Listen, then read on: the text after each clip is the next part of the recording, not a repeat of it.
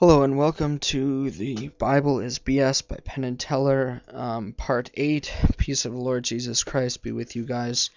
Let us continue on. We're in the last one we were talking about the fall of civilizations that are disobedient to their parents, and that the family structure is very important, and this is what the Bible in the Old Testament was showing us, and why keeping it is very important. And a major problem in the West, why we are now falling, is because of that. It's because of our loose faith, our stepping away from God, and into a more immoral society, a secular society where there are no real truths and there are no real convictions for things that are good versus things that are wicked, filthy, and evil. Let's continue on and do the good work of the Lord. Yeah, it's not fair. You want to pick and choose? We can go further. Let's play along with Dr. Meyer and use the Bible to impeach the Bible.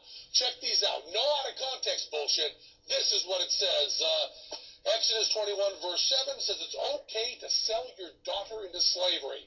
Not even in the...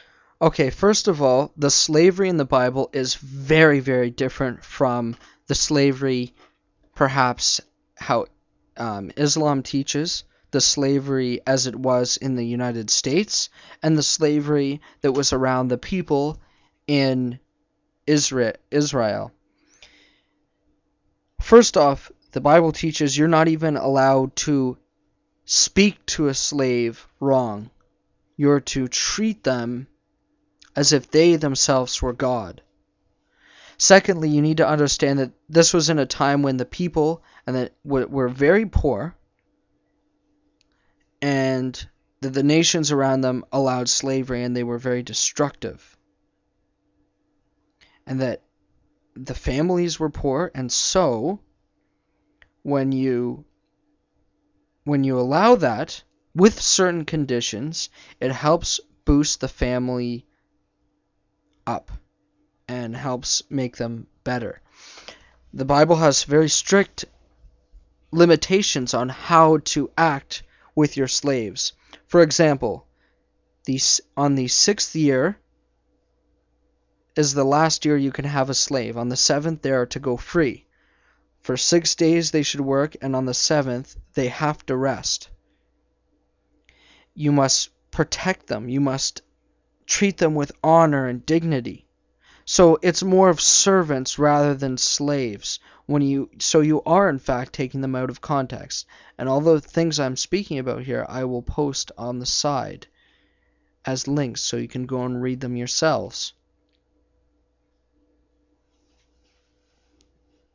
So slavery, when they say slavery in the Bible, it's not as it is. And it's for people who are extremely poor, and this is their last resort. But she would be free in 7 years. And in fact, back then, in old times, this is what they would do for a daughter. It would almost be like a contract. You marry, I'll give you your son, my daughter, for a certain amount of land or whatever it was. Family contracts. It's a shame that it was this way, but this is how it was. We see things changing, though. The Bible is always extremely of higher moral than the societies around them, because it's from God. And God does start abrogating the slavery in the New Testament. And we see that not to do that, to set them free. We see to treat them as if they were Jesus Christ themselves. Exodus 35 verse 2 clearly states that anyone working on the Sabbath should be put to death. Now you have to understand that this passage in Exodus was for a group of people. This is the law that God gave them for the rest, to not overwork them. And that a disobedience to God, this is an offense against God to do this, not against anybody. And so, think about it as if I was lending you my car.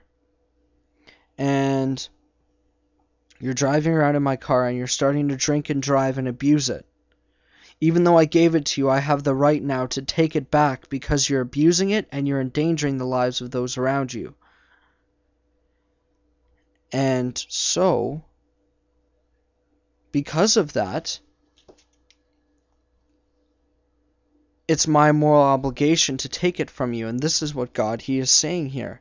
And that, do you understand? You're going to try and use that against slavery. Well, perhaps God didn't.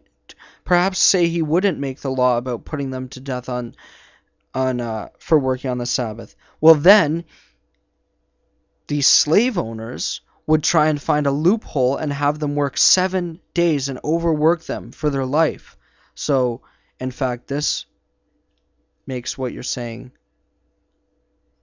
wrong, and now makes what God is saying better. And that's, we're out of time. Stay tuned for the next video.